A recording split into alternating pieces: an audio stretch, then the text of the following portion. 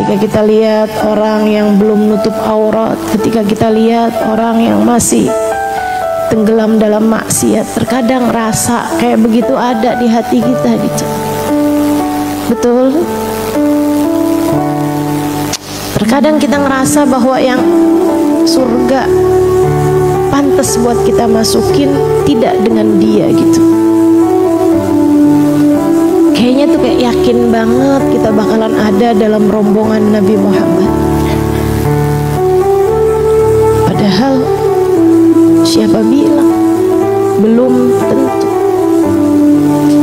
Makanya sering saya sampaikan, kamu pakai jilbab gampang. Yang gak gampang adalah kamu pakai jilbab tapi tidak merasa lebih baik dari yang gak pakai. Itu gak gampang. Ngerjain sholat 5 waktu gampang.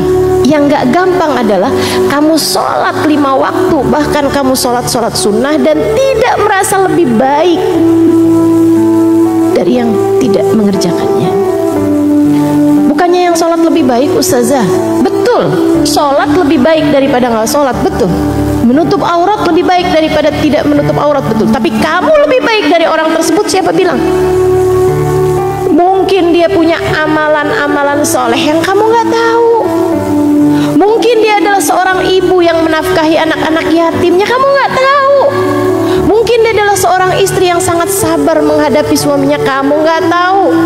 Mungkin dia adalah seorang anak yang menanggung nafkah bagi orang tuanya, kamu gak tahu. Kamu gak tahu.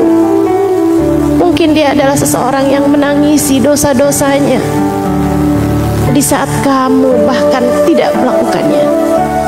Mungkin dia punya sedekah yang membuat Allah ridho padanya, kamu gak tahu.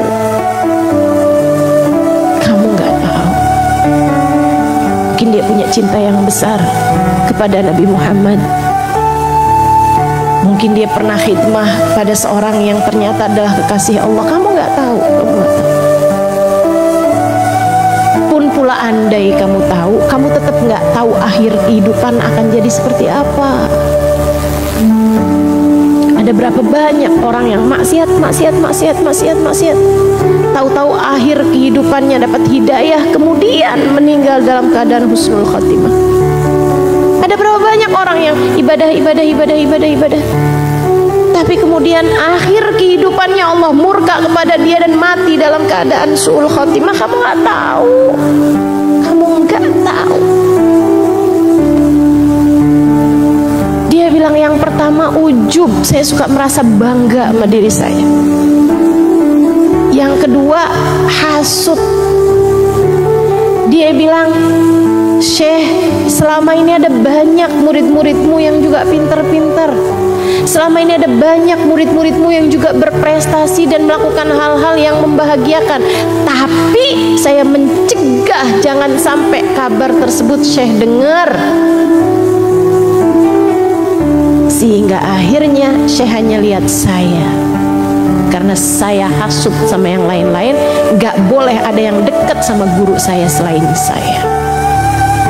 Hati-hati. Hati-hati sama penyakit-penyakit hati ini, teman-teman. Nyabut iman.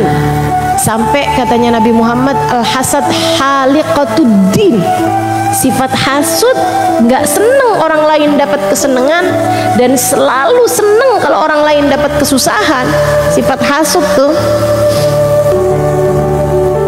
orang lain seneng dia nggak seneng, orang lain nggak seneng dia seneng. Ini katanya Nabi Muhammad halikotuddin, pencukur agama. Agama dicukur sama dia.